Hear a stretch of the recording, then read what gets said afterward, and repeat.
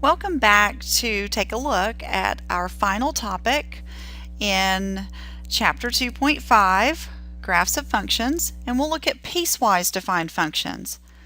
To make this as simple as possible, this is actually a function that is designed to be represented by several pieces. Those could be similar equations, they could be completely different equations. So when I read f of x to you, it is x plus 2 if x is less than or equal to negative 2. It's the graph y equals x cubed if the absolute value of x is smaller than 2. And it's the graph y equals negative x plus 3 if x is greater than or equal to 2. Now individually we know something about these guys. Individually you know that y equals x plus 2 is a line whose slope is 1 and whose y-intercept is 2. You know that y equals x cubed is the curve that goes through 0, 0, 1, 1, negative 1, 1, increases from left to right and flattens out through 0, 0. And you know that y equals negative x plus 3 is also a line. The slope is negative 1, so it's decreasing, and the y-intercept is positive 3. Okay, now let's take a look at the chunks that we need to build. The individual pieces. If x is less than or equal to negative 2, then I am to use the formula y equals x plus 2.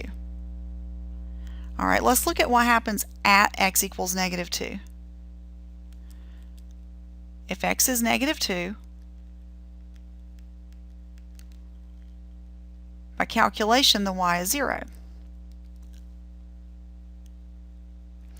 For example, if x is negative 3, our calculations would say that y equals negative 1. We already knew this was a line with slope 1. So therefore it should be increasing from left to right. Now we don't carry it all the way up to its y-intercept because we only want this one piece of the graph. Okay, if absolute value of x is smaller than 2, this means that x itself is between negative 2 and positive 2. So let's mark those on the number line. We see negative 2. So here's positive 2. And we are not including the endpoints, but we're getting infinitely close to the endpoints. So let's pretend like we are including the endpoint. If x were negative 2, then negative 2 cubed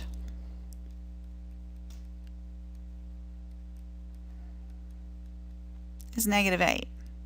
If x were positive 2, then positive 2 cubed is positive 8. Now I'm going to fudge on my y scale just a little bit so I have room for this. So I'm going to make this 2, 4, 6, 8 here. And I'll make it consistent here. Okay, so I will have the potential for an open circle at negative 2, negative 8, and at 2, 8. Now other than that, it's the graph we've already noted. We go through 1, 1, we go through negative 1, 1, we flatten out near the x-intercept. Okay, so that's the portion of y equals x cubed that only fits between here and here. Okay, now lastly we have x is greater than or equal to 2 and the line y equals negative x plus 3. We know the slope is negative, we know the y-intercept, but the easiest thing to do is take the value x equals 2, which is our beginning endpoint. Note that it is greater than or equal to 2, so 2 is included. Calculate, and we get a value of 1. So this guy is going to have a point 2, 1. Now again, my y-axis is a little bit skewed, so I will redo this part of the graph accordingly because of my changing the y-scale, but it's still a line that is increasing from left to right. And then this guy had slope -1. So pick another point like 3. If x is 3,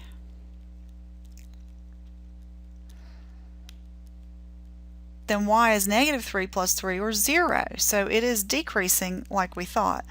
So we have the graph tending in this direction.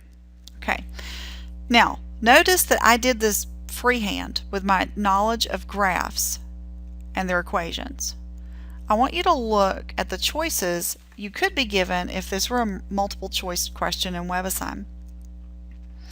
And you can see that these choices all look really similar, which is why you need to actually graph your function by hand with your graphing knowledge before you try to look and sort out these choices.